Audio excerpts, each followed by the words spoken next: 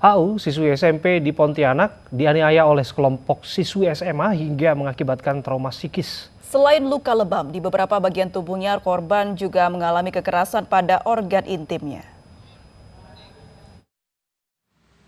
Kasus pengeroyokan terhadap AU remaja 14 tahun di Pontianak, Kalimantan Barat ini terungkap setelah korban dan orang tuanya melaporkan kasus tersebut ke polisi pada Jumat 5 April lalu. Dalam aduannya, korban mengaku mengalami kekerasan fisik dan psikis. Korban juga mengaku pelaku utama berjumlah 3 orang, sementara 9 orang lainnya hanya sebagai penonton. Akibat kejadian tersebut tidak hanya terluka fisik, korban juga mengalami trauma psikis dan masih mendapat perawatan di Rumah Sakit Promedika Pontianak.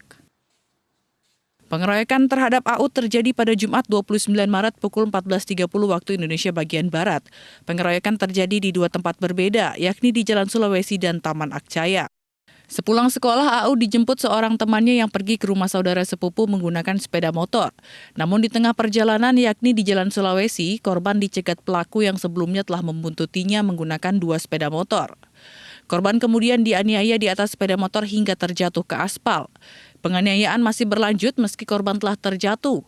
Penganiayaan berlanjut ke Taman Akcaya setelah korban sempat melarikan diri ke lokasi tersebut. Penganiayaan baru berakhir setelah kejadian tersebut diketahui warga. Para pelaku kemudian melarikan diri.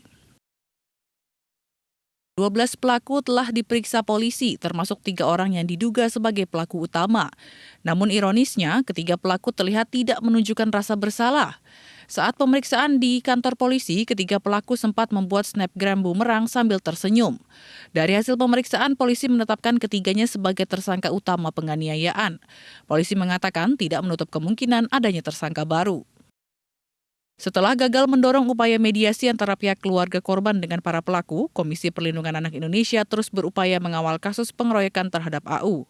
Selain akan memberikan pendampingan rehabilitasi terhadap korban hingga tuntas, KPAI juga mendesak proses hukum terhadap para pelaku menggunakan ketentuan Undang-Undang Sistem Peradilan Anak, mengingat usianya yang masih di bawah umur.